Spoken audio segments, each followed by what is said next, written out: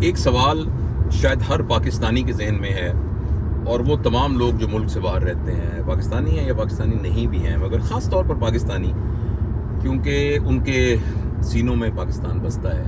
ایک سوال یہ ہے کہ پاکستان کا کیا بنے گا۔ دوسری بات یہ ہے کہ جو انسرٹنٹی ہے، یہ اونٹ کس کروٹ بیٹھے گا۔ اور تیسرا یہ ہے جو اس سے بھی اہم ہے کہ اس سارے میں میں کیا کروں، میری کیا رسپانسبلٹی ہے۔ کیونکہ کئی جگہ ایسا لگتا ہے کہ میرے بس میں تو کچھ بھی نہیں ہے، نہ میرے بس میں سپریم کورٹ ہے، نہ میرے بس میں پولیٹیشینز ہیں، نہ میرے بس میں اور ادارے ہیں، تو پھر میں کیا کروں۔ لیکن سفرر تو میں ہوں، تو میرا کیا بنے گا، میرے بچوں کا کیا بنے گا، میرے کاروبار کا کیا بنے گا۔ تو یہ بہت ہی ایک گمبھیر سا سوال ہے، اور ہو سکتا ہے جو جواب میں دینا چاہوں اور وہ جواب صحیح جواب نہ ہو، یا یہ کہ میرے لیے صحیح جواب ہو، آپ کے لیے صحیح جواب نہ ہو، اس بات کا امکان ہے۔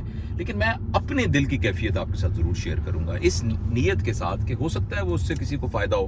دیکھیے، میں یہ سمجھتا ہوں کہ جس وقت گھر اجڑ رہا ہو، جس وقت گھر میں بہت تکلیفیں ہوں، جس وقت بہت پریشانی ہو، جس وقت حالات باہر کے اور اندر کے سب خراب ہوں، ایسی صورت میں جو سب سے اہم چیز ہے وہ یہ ہے کہ پینک نہ ہوا جائے۔ پینک نہ ہونے کا مطلب یہ ہے کہ امید کا دامن ہاتھ سے نہ چھوڑا جائے۔ اور میں یہ بات اس لیے نہیں کہہ رہا کہ چاہے سچ ہے چاہے جھوٹ ہے لیکن پر امید رہو۔ میں فیکٹ کی بنیاد پہ یہ کہتا ہوں کہ پاکستان میں سب کچھ لوز ہو گیا ہوگا، پاکستان کا پوٹینشیل لوز نہیں ہوا۔ ابھی بھی ہم جو کچھ ہے یہاں بریک لگ جائے تو ہم واپس اس راستے پہ جا سکتے ہیں کہ جو کہ ترقی کی طرف جا سکتا ہے۔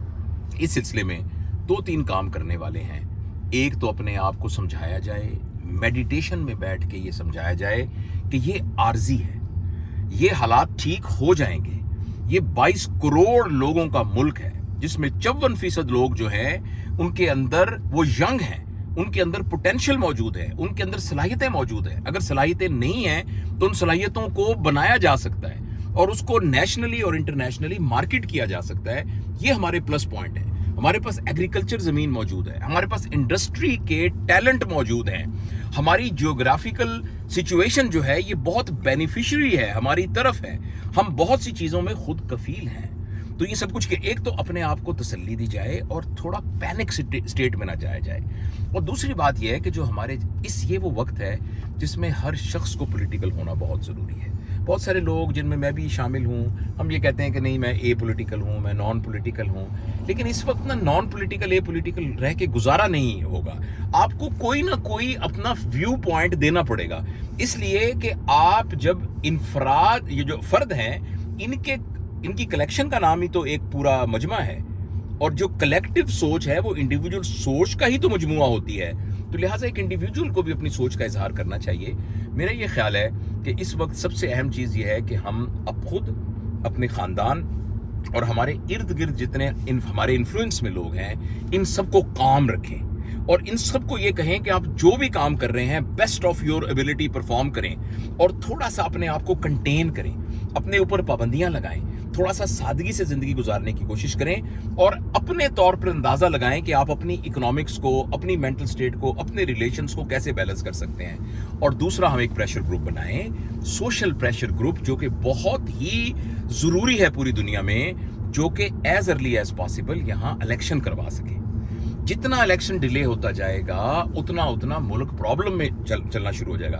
دیکھیے، اس دنیا کے اندر ہم کبھی بھی آئسولیشن میں زندگی نہیں گزارتے ہیں۔ جو ہمارے پڑوسی ہیں، جو ہمارے ڈسٹنٹ پڑوسی ہیں، وہ تمام جو ہم سے، یعنی ہمارے ساتھ فائنینشلی بڑے ملک ہیں، ہم سے تو تقریباً سارے ملک بڑے ہیں، تو اس لحاظ سے تو جو وہ سارے لوگ جو دنیا میں جن کی سے ہے، یعنی یورپین یونین ہے، یعنی امریکہ ہے، نارتھ امریکہ ہے، اور اس طرح چائنا والا بلاک ہے، یہ ہمارے اندرونی حالات کو دیکھ رہے ہیں۔ یہاں وہ کس سے بات کریں، وہ نیگوشیٹ کس سے کریں، وہ کس کے ساتھ اس توقع کے ساتھ بزنس کر سکتے ہیں یا انویسٹمنٹ کر سکتے ہیں کہ جب انہیں پتہ ہی نہ ہو کہ کون آگے کنٹینیو کرے گا۔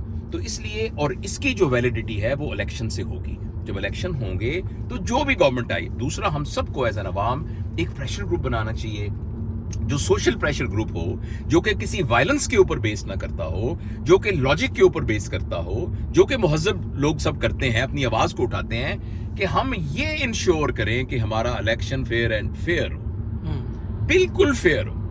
اب جو بھی ہمارے عوام ہیں، عوام کی کلیکٹیو رائے کبھی بھی غلط نہیں ہوتی۔ تو جو عوام کہتے ہیں اس کے مطابق جو ہے وہ آ جائے. اچھا, اور یہ ایک تطہیر کا پروسیس, ایک فلٹریشن کا پروسیس, یہ ایک ڈسٹلیشن کا پروسیس ہوتا ہے سوشل. فرض کریں ایک غلط قیادت چن لی جائے گی تو اس پروسیس کے اندر یہ ہے کہ وہ ریپلیس ہو جائے گی, وہ چینج ہو جائے گی. تو اس لیے میں بات کو ختم کرتا ہوں. میں بالکل دل کی گہرائیوں سے کہتا ہوں یہی وہ ٹائم ہے جس میں ہمارا کریکٹر چیک ہونا ہے, جس کو انگریزی میں کہتے ہیں this is the time to check your mettle, test your mettle. اس میں ہم نے باکردار رہنا ہے, انفرادی طور پر, خاندان کے طور پر, فیملی کے طور پر, اپنی سوسائٹی کے طور پر مضبوط رہنا ہے. اور نمبر 2, ہم نے حصہ لینا ہے پاکستان کے فیصلوں کے اندر, جس طرح کی بھی آواز نکال سکتے ہیں اس میں حصہ لینا ہے. یہ جو ایونٹس پچھلے کچھ دنوں میں ہوئے ہیں اس سے بہت سارے چہرے کھل کے آئے ہیں, بہت ساری چیزیں انویل ہوئی ہیں, اور ہمیں یہ دیکھنا ہے کہ ہماری کیا چوائس ہے نیکسٹ لیڈرشپ کے لیے, اور اس کا ہم نے خیال رکھنا ہے.